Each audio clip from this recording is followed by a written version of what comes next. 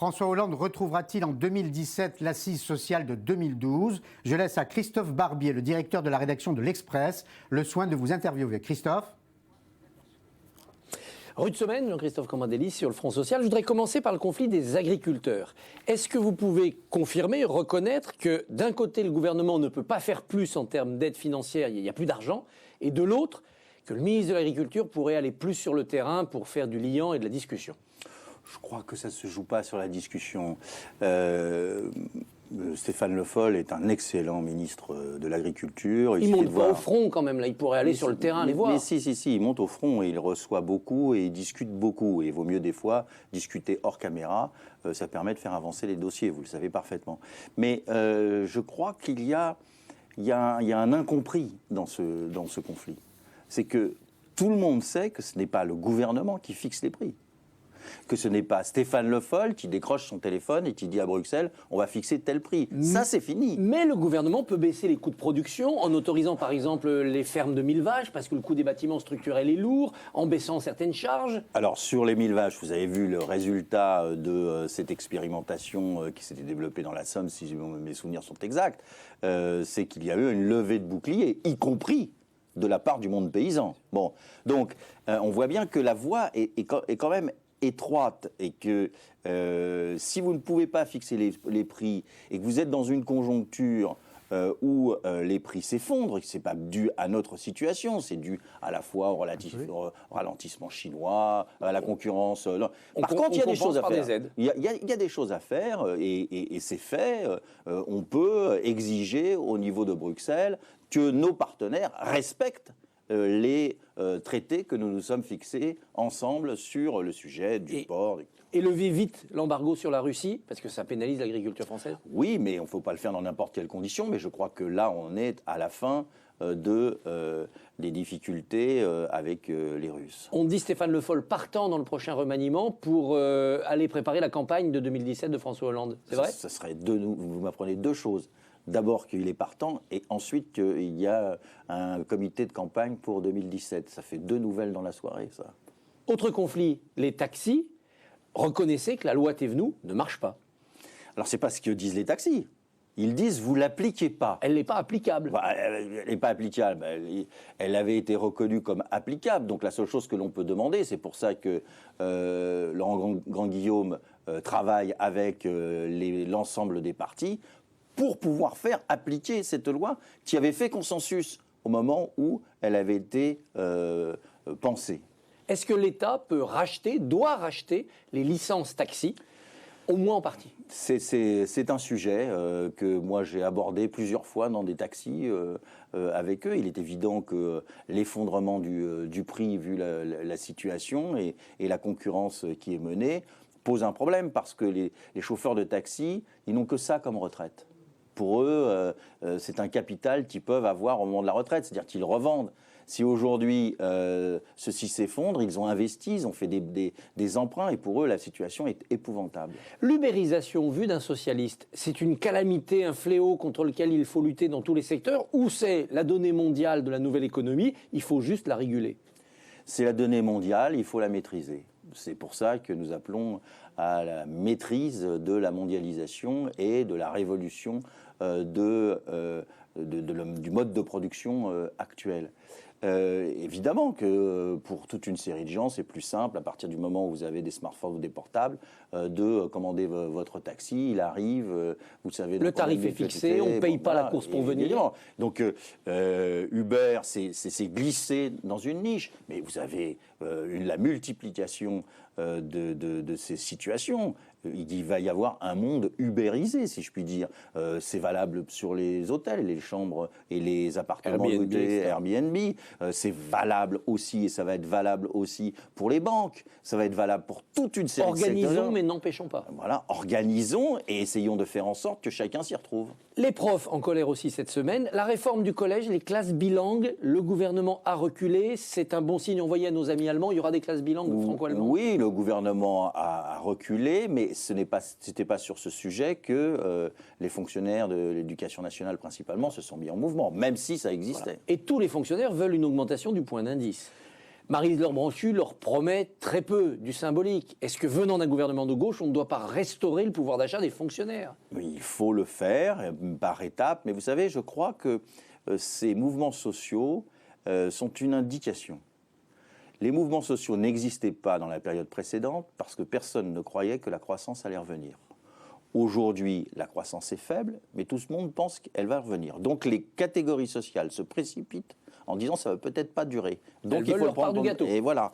Et donc c'est à la fois difficile à gérer parce que nous ne sommes pas dans une croissance qui permettrait une redistribution massive, mais c'est une indication que le pays commence à comprendre que la France est en train de sortir de la situation difficile dans laquelle elle était. Est-ce que les fonctionnaires, est-ce que ces électorats qui pour beaucoup sont de gauche ne pré-rédigent pas le programme du candidat socialiste, notamment Hollande s'il se représente? Promettez-nous, engagez-vous pour que vous retrouviez nos voix. Alors je ne sais pas s'ils veulent pré-rédiger, mais en tous les cas, ils veulent être entendus. Évidemment, il faut, dans les conditions budgétaires qui sont les nôtres, trouver les moyens de faire évoluer la situation. Comme ces conditions budgétaires ne vont pas changer, est-ce que la droite n'avait pas raison? On diminue le nombre de fonctionnaires, mais l'économie réalisée est en partie redistribuée aux fonctionnaires restants sous forme de primes ou d'avancement. Oui, mais vous savez dans quelle contradiction nous sommes. Si nous réduisons le nombre de fonctionnaires, personne ne dit où. Et à partir du moment où vous réduisez le nombre de fonctionnaires, on vous dit mais le service au public est réduit. Et donc, on est avec une désertification dans la grande banlieue ou dans la province. Et c'est pour cela que le Front National progresse, parce que les gens ont l'impression qu'ils sont abandonnés, et ainsi de suite. Donc, la question, c'est de piloter au mieux les situations. Je ne dis pas qu'il faut ne pas réduire, mais il ne faut pas avoir le coup de rabot et la disparition, parce que ça a des conséquences sur le vivre ensemble. Le chômage a encore augmenté en décembre. Pourtant, la croissance, en effet, frémit. Est-ce à dire que les entreprises ne veulent pas embaucher? Elles préfèrent reconstituer des marges, elles préfèrent reconstituer des stocks ou éventuellement investir en capital? Oui, nous avons un patronat frileux. Nous avons un patronat qui n'est pas inventif. Nous avons un patronat qui n'est pas prospectif. Nous avons un patronat qui a été pendant des années dépendant de la commande publique. Nous avons un patronat qui veut une économie subventionnée. Et donc, il a l'image de la modernité, mais il n'est pas moderne dans sa manière de fonctionner. Il ne veut pas de risque. Aucun risque. Est-ce que la modernité ne serait pas de l'aider à avoir ce fameux contrat agile, c'est-à-dire oui j'embauche, mais parce que je sais qu'en cas de retournement de conjoncture, débaucher sera plus facile? Vous savez, on leur donnerait le contrat agile qui poserait d'autres problèmes. Ils nous ont dit, nous voulons simplement 50 milliards d'économies et vous allez voir ce que vous allez voir, vous allez avoir 1 million d'emplois. Nous ne les avons pas eus. Aujourd'hui, il y a des secteurs qui embauchent, oui, mais des secteurs qui débauchent pas mal. Nous allons savoir dans quelques jours le résultat du CICE, le résultat du pacte de responsabilité par branche, ce que ça a permis de faire, de protéger et peut-être faire des situations d'aubaine pour certaines entreprises. En tout état de cause, aujourd'hui, je ne dis pas qu'il faut remettre en cause ce qui a été fait, mais il faut regarder si ça a eu l'efficacité que l'on souhaitait. On continue pendant ce temps-là, en attendant que la vraie croissance revienne, les contrats aidés, c'est-à-dire le financement public d'un traitement social du chômage. Oui, mais je sais bien la critique qui est faite en disant on fait le traitement social du chômage, mais je préfère le traitement social du chômage qu'un chômage qui exploserait encore plus fort, parce que ça a des conséquences sur la cohérence et la cohésion de notre société, et qui est déjà très très mal en point. Un nouveau fléau arrive, il s'appelle Zika, c'est un virus, un moustique. Alors Marisol Touraine a déconseillé aux femmes enceintes de se rendre outre-Atlantique, notamment aux Antilles. Est-ce que ce n'est pas appliquer le principe de précaution un peu vite? Demain, ça sera les touristes, on va replonger ces économies dans la crise. Certains évoquent même de ne pas aller aux Jeux parce qu'ils se tiennent en Amérique du Sud, au Brésil. Est-ce qu'on n'est pas en train de paniquer? Je crois que si les mesures ont été prises et recommandées par Marisol Touraine, c'est qu'il y avait un risque. Et vous savez comment c'est.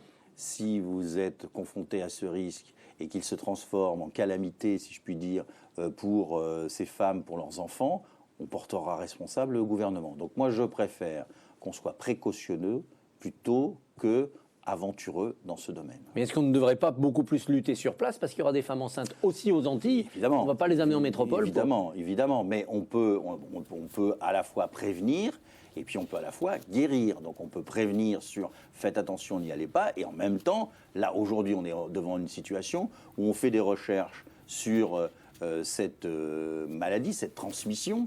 Et on ne connaît pas le virus. Donc c'est quelque chose. Il faut travailler pour essayer de trouver la manière d'y faire face. Merci beaucoup. Les Césars, Christophe. contrairement aux Oscars, ont fait un effort sur la diversité. Juste un mot sur ça. Oui. Est-ce qu'il y aura des quotas de diversité pour les candidats socialistes aux législatives en 2017? Pas de quotas, mais il y en aura de plus en plus de la diversité. C'est tout mon travail. J'ai déjà commencé au Bureau national du Parti socialiste et au secrétariat national. Merci beaucoup Christophe pour la qualité de cet échange. Vous avez évoqué le virus Zika. On aura l'occasion dans la deuxième partie de l'émission de vous donner d'autres précisions. Paris-Jaffa, aller-retour. Une dernière question, Jean-Christophe Cambadélis, sur la situation au Proche-Orient, sur cette intifada au couteau désormais quotidienne ici même, et sur cette paix impossible entre Israéliens et Palestiniens. Rudy l'a rappelé tout à l'heure, vous avez rencontré la semaine dernière à Paris le chef du parti travailliste de l'opposition aujourd'hui, Yitzhak Rabin, lui-même pessimiste sur ses chances de paix. Que peut faire la France, à supposer qu'elle le veuille, pour rapprocher les dirigeants et les peuples?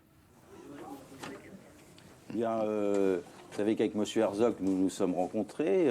J'ai vu chez lui une très grande détermination et en même temps un pessimisme pour arriver à une situation de paix. D'abord, il faut dire que ces attaques sont intolérables, inacceptables.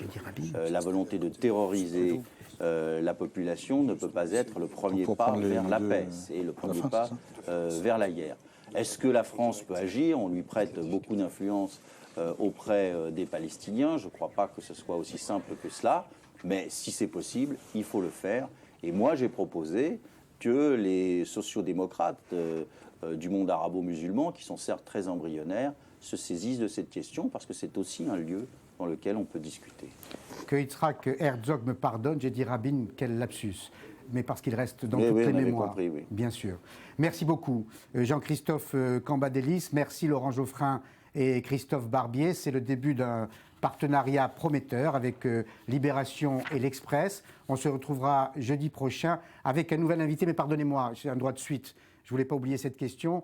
Christophe l'a évoqué en évoquant le sort possible de Stéphane Le Foll. Olivier Lerner nous rapportait une rumeur hier d'un probable remaniement dans 15 jours. Vous la confirmez? Oh, je n'en sais strictement rien. Vous savez, dans ces cas-là, je ne suis pas dans la boucle. Ah, vous restez premier secrétaire du Parti socialiste. Ça, c'est une certitude. Absolument. Merci beaucoup, Jean-Christophe Cambadélis. Donc, jeudi prochain, un nouvel invité politique. Et le Paris-Jaffa continue sur un mode news exclusivement, tout en images, pour commencer, bien sûr, avec Maxime Pérez.